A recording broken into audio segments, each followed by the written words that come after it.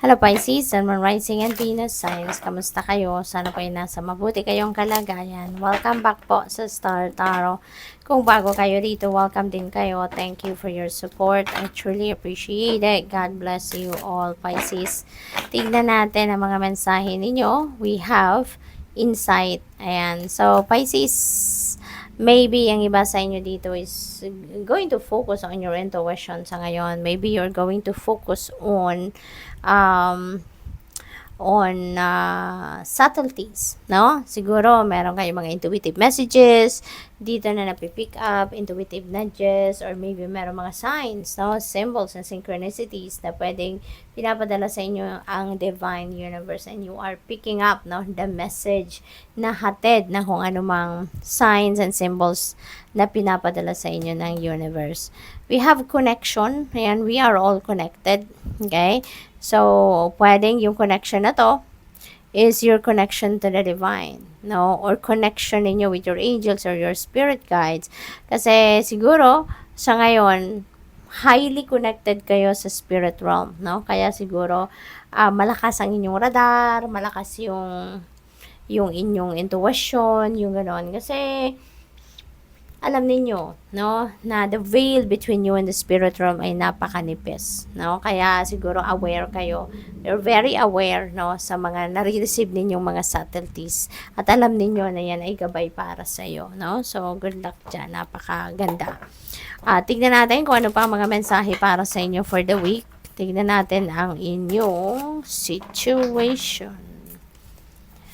We have child of visions. Ayan. So, excited. Masaya siya. So, maybe ganun ang mararamdaman ninyo sa ngayon. Probably, meron kayong siguro ang iba sa inyo merong mga bagong gagawin dito and you are going to be very excited about it. Maybe you are passionate about it kaya sobrang masaya kayo.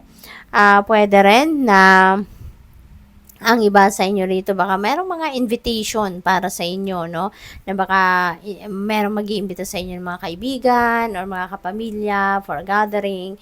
Baka merong kasiyahan, merong pa-birthday, or merong kasalan, merong engagement party, mga ganon. Or any okasyon siguro, no? Man na may imbitahan kayo rito. But since siguro matagal na kayong hindi nakaka-attend ng mga ganon, ano, kaya sobrang excited kayo sa sitwasyon na to. So, this is really beautiful, diba? Na parang kinikilig kayo rito na may imbitasyon, diba? Na dumating sa inyo. So, anong focus ninyo for the week? We have 4 of spells. Ayan. So, okasyon talaga ang pupuntahan, kasiyahan, kasalan, enjoyment, chillin lang kayo this week siguro, no, Pisces. Celebratory energy. So, pwedeng kayo yung merong isi-celebrate, pwede rin naman na kayo ay maiimbitahan talaga sa isang celebration. So, siguro yung invitation na to could be a celebration of someone. So, pwedeng ganon, no? Kasi, dito sa Four of Spell, it's either kayo yung mag-host ng party or ng celebration or ng kasiyahan or kayo ay maiimbitahan, no? But, yung sitwasyon dito is you're going to be very happy. No, you are going to be feeling excited about this. Ang iba siguro sa inyo magagaling pa sa ibang lugar, no?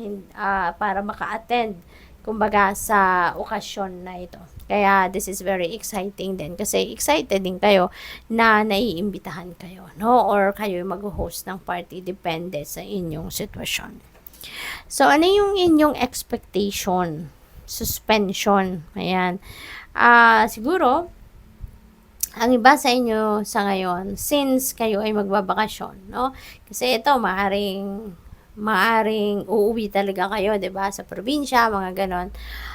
So maybe you are taking a vacation, no? So siguro, aside from attending this party or attending this celebration or kung ano man ang okasyon na to, maybe gusto rin ninyo na at the same time, after ng mga okasyon na to, gusto rin ninyo na mag-spend time kayo by yourself.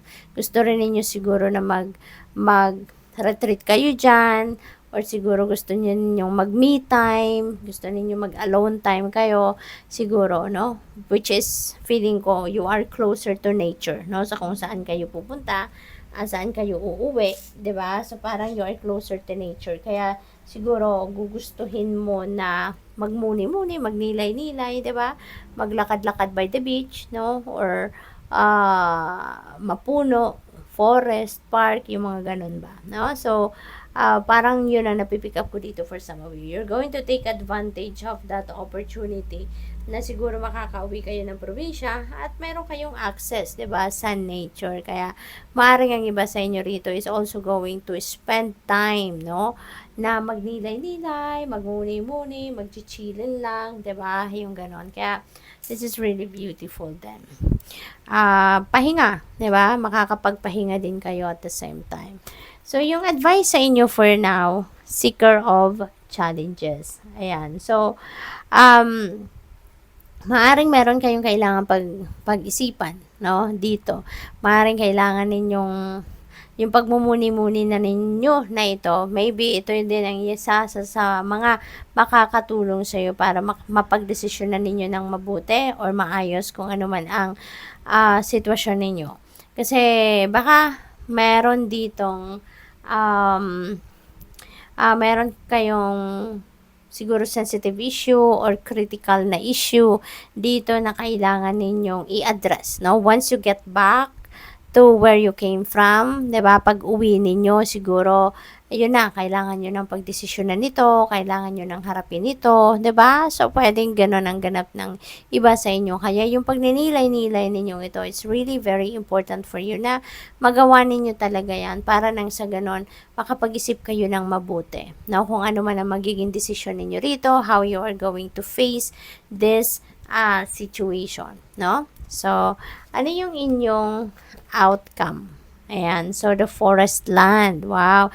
So things are going to be back in order, no? So siguro when you get back, no, sa pag-uwi ninyo from this vacation, no, so magiging maayos na ang lahat. Aayusin mo na ang lahat, no? Kasi siguro talagang makakapagpahinga kayo, makakapag-isip kayo ng mabuti.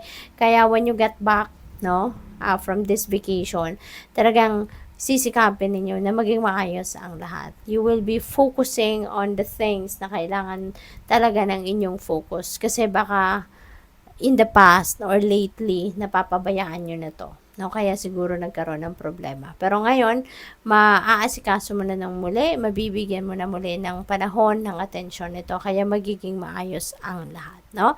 So, good luck sa iyo. Tignan natin kung ano yung inyong final message. Ayan, so ang dami nila. Mga mensahe para sa'yo. Isa-isahin natin. So, we have Page of Wands. Ayan. So, meron mga magagandang balita, good news coming your way.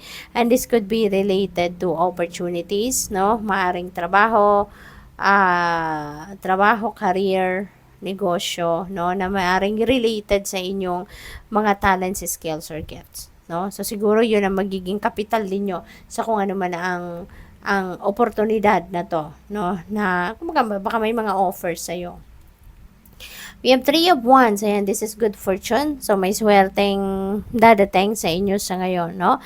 Meron din dito travel. Kaya, most likely, ang iba sa inyo talaga is going to travel, no? Patungo siguro doon sa kung saan man kayo may imbitahan, no? Or okasyon, yung gano'n. So, siguro talaga magta-travel pa kayo going there. Queen of Swords. Ayan. So, be true to yourself. Okay? Siguro sa ngayon, magsisimula na kayong baguhin din ang atake ninyo sa sitwasyon ninyo, sa buhay ninyo, no? Na ngayon, isipin mo kung anong magiging komportable kayo or ano yung maghahatid sa inyo ng comfort, 'di ba? Yung pagiging authentic ninyo, yung pagiging totoo ninyo sa sarili ninyo, no? So maybe that's what you're going to focus on at this time. We have strength. Ayan. So kailangan ninyo ng tibay na loob, lakas ng dibdib sa ngayon. Okay? So, gawin niyo yon, i-activate niyo yan. Innate naman sa ating lahat yon, yung courage and inner strength. But you need to just activate it sa ngayon. Okay? Para nang sa gayon, maharap mo squarely kung ano man ang problema, kung ano man yung mga kailangan pagdesisyonan sa ngayon. Kasi baka medyo challenging ito, baka maghirap ito. Kaya lakasan mo lang ang inyong loob. Kayang-kaya mo yan. Okay? Good luck sa'yo. Thank you for watching. Love and light. Namaste.